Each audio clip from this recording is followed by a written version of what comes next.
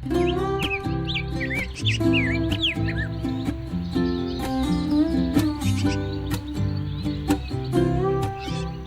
kenapa harus berbudidaya ikan, sesuatu yang ya tidak terencanakan atau sesuatu yang memang sudah lama kita cang ya. Tapi karena kondisi COVID tiba-tiba memabah di Indonesia, akhirnya kita terpikirnya ya ayo kita jangan terpuruk, ayo kita bangkit dengan situasi yang berat ini ya. Apa yang bisa kita perbuat minim mencukupi kehidupan kita sehari-hari. Dan akhirnya kita memilih sistem budidaya yaitu sistem bioflok, sistem intensif yang dilakukan di kolam-kolam tank culture seperti kolam-kolam bulat yang terbuat dari terpal. Di situ memang beda karena di situ juga ada unsur teknologi bahwa ini ada potensi sebagai kampung tematik, kampung wisata, yaitu artinya Pak Lurah membentuk kampung istilahnya kampung Pokdarwis, kelompok sadar wisata. Nama saya Agung Sugiantoro, kelahiran Malang, alamat saya D2 RW 3, Kelurahan Bakalan Krajan, Kecamatan Sukun, Malang, Jawa Timur. Saya di Pokdakan Krajan Silir Sumilir ini sebagai Ketua Pokdakan. Pokdakan Krajan Silir Sumilir ini mulai dari pembudidaya yang sudah lama, ini muncul karena kumpulan anak muda-muda yang mungkin perlu tambahan income. Akhirnya saya gabungkan karena saya dulu juga Ketua Karang Taruna. Di situ kita memulai kegiatan Karang Taruna itu membuat event seperti event keagamaan, kebudayaan, termasuk event buat tempo dulu. Dan karena ada pandemi COVID, di situ kerumunan atau pengumpulan massa tidak ada izin, akhirnya kita coba mengalihkan kegiatan kita itu mencoba untuk belajar berbudidaya. Nah, di situ kita memanfaatkan lahan bengkok. Di situ sudah ada kolam 5 petak yang hampir 9 tahun terbengkalai. Kita kelola lagi, kita rawat lagi, dan coba kita tebar ikan. Dan di waktu itu bertepatan dengan pergantian lurah yang baru, Lurah Bakalan Krajan, dan beliaunya kayaknya juga mendukung kegiatan muda-mudi di Bakalan Krajan, khususnya di RW 3 ini. Beliaunya akhirnya ikut andil dalam penebaran ikan pertama dengan dibantu 500 ekor bibit nila. Di 500 bibit nila itu akhirnya kita coba budidaya dan ternyata tidak terjadi banyak kematian. Dari situ Pak Lurah yakin kalau kita mampu melakukan bergerak di pembudidayaan ikan. Akhirnya Pak Lurah menambah 1000 ekor lagi untuk disebar di 5 kolam yang sudah ada. Nah, di situ kita coba lebih mendalami lagi bagaimana cara budidaya ikan yang bagus. Akhirnya kita berkoordinasi dengan Dinas Perikanan, dapat bimbingan, dapat arahan, terbentuklah di situ Pokdakan, yang artinya kelompok budidaya ikan, dan itu sudah berakte notaris.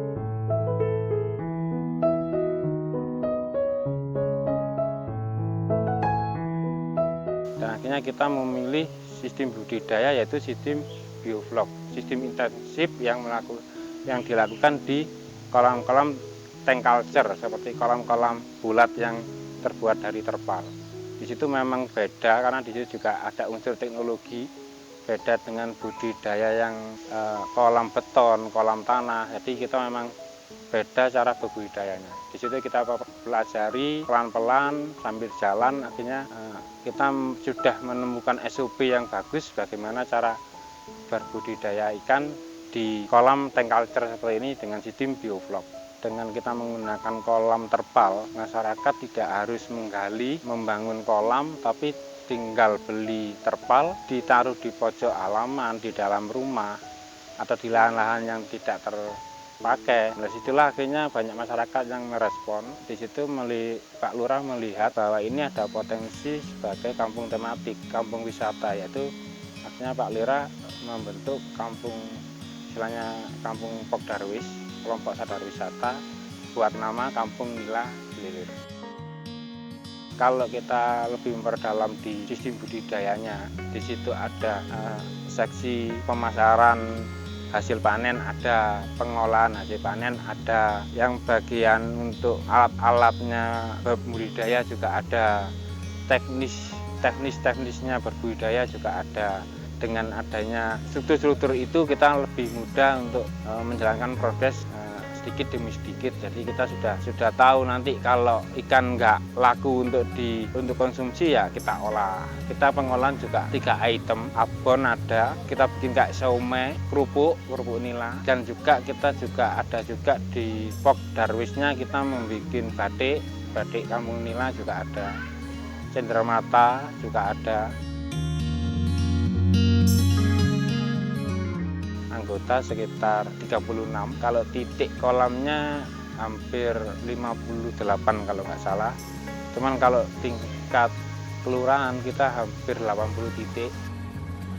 Memang sistem bioblok ini kan khususnya di kulturnya, geografisnya perkotaan memang cukup pat, karena di perkotaan memang tidak ada lahan besar atau luas yang bisa menghasilkan banyak ikan, tapi kita di kultur kota ini walaupun lahannya dikit, dengan sistem bioblok kita bisa tebar ikan hampir sama dengan tambak yang ukurannya luas. Jadi contoh kolam diameter 4 itu kita bisa tebar 1.200 di kolam bulat ini. Tapi kalau di konvensional itu kita membutuhkan lahan kurang lebih 100 sampai 200 meter persegi. Jadi perbedaannya dengan 4 meter persegi dibandingkan dengan 200 atau 100 meter persegi ya.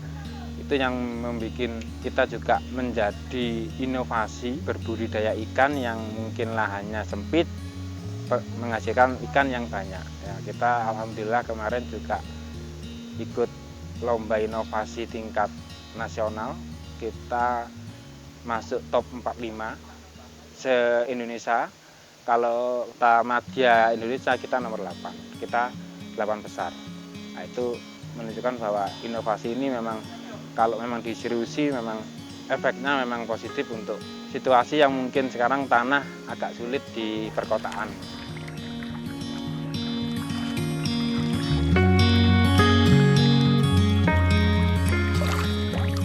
Kenapa kita harus memilih dan kenapa harus berbudidaya ikan, sesuatu yang ya tidak terencanakan atau sesuatu yang memang sudah lama kita ya.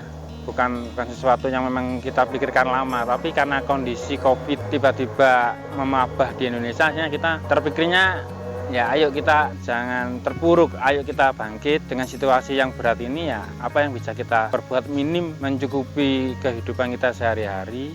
Karena peluang bisnisnya ini ada, besar sekali dengan 60% yang dihandle daerah lain. Nah, situlah kita semakin ada keyakinan bahwa sektor perikanan ini ya faktor bisnis yang baik untuk kita ambil. Cuman di situ kita juga sempat pesimis bagaimana kita caranya untuk bisa menghasilkan ikan yang banyak dengan kultur geografis kita tanah yang terbatas juga. Akhirnya kita ada referensi kita ya dari Dinas Perikanan, ya kita bikin tank culture seperti ini, nggak bangun, cuman naruh, simple, dan kita bisa tebar padat lebih padat dari kolam konvensional yang luas. Karena di sini juga ada aerator, ada unsur teknologi yang andil di dalamnya. Nah itulah akhirnya teman memang harus sedikit banyak belajar di situ karena banyak unsur-unsur hal-hal yang baru dibandingkan dengan sistem konvensional. Di sistem intensif ini memang banyak hal-hal yang baru dan kita juga bukan pelaku pembudidaya yang lama, kita pun juga baru kali ini menjalankan berbudidaya tapi harus melakukan hal-hal yang baru juga. Ya untunglah anggota saya ini mayoritas milenial, anak-anak muda. Jadi dari 38 itu yang ya hampir semuanya muda-muda ya, dengan bisa lihat anaknya ya segitu-gitu masih bujangan semua. Nah itulah mungkin mereka tidak ada beban untuk selalu belajar. Dia ada tantangan, ada hambatan di sistem ini, tidak malah menjadi lemah, tapi ayo kita cari, ayo kita gali apa yang kurang, apa yang belum tepat. Nah disitulah akhirnya lama sedikit demi sedikit SOP kita bentuk, walaupun SOP pertama belum sempurna, kita bikin SOP baru. SOP baru masih belum sempurna lagi lah. Ya, dengan sudah 2 tahun ini ya kita sudah ada minim pondasi SOP belum pakem ya Mbak. Kendala yang di budidaya ini yang memang lebih kita agak mengalami kesulitan yang sampai sekarang pun belum saya sebagai ketua juga merasa masih belum teratasi itu soal bibit. Soal bibit kenapa? Karena kita belum bisa melakukan pemijahan. Jadi kita bibit kecil ngambil dari pembudidaya lain yang punya segmen pemijahan, bibit itu kita ambil ke sini. Lah disitulah masalah teknis sering terjadi, termasuk pengiriman terlalu jauh, kondisi cuaca yang beda, sistem pengambilan ikan di kolam petani itu bagus apa enggak. Nah, itu yang selama ini mau kita cari gimana SOP yang pas biar petani yang ngambil ikan bisa melakukan dengan SOP yang kita inginkan. Petani itu juga bisa melayani kita gimana caranya biar bibit nanti yang datang ke sini tingkat kematiannya menurun. Itu yang masih kita sering diskusikan sama pelaku pemijahannya. Petani segmen pemijahan itu yang masih kita cari, yang memang dia pun mau berpikir seperti kita, enggak disuruh gini malas, disuruh sini malas, enggak. Kita juga cari, kalau bisa memang ini kita sudah dapat petani yang juga muda juga, akhirnya lebih mudah kita ajak sharing. Nah, kalau yang agak tua susah Mbak, kita arahkan gini, wah nggak bisa di situ. Jadi kita permasalahan yang sangat mendasar kita di sini bibit. Karena kita bisa memelihara ikan dengan besar, cepat besar, tidak mati. Tapi kalau bahan bakunya bibit nggak ada, kita mau berbudidaya apa kan gitu. Itu permasalahan yang paling dasar saat ini yang saya akui juga sampai detik ini masih belum teratasi.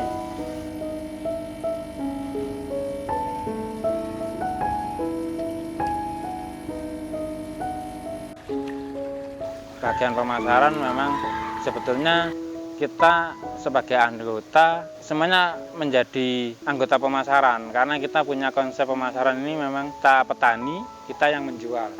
Jadi kita tidak ketergantungan dengan tengkulak pasar luas. Jadi kita di pasar kondisinya apa aja, kita nggak terpengaruh dengan arusnya mereka, karena kita memunculkan pasar sendiri. Panen dari petani itu 25.000. Pengurus mengangkat ikannya petani. Pengurus akhirnya menjual ke end user 32.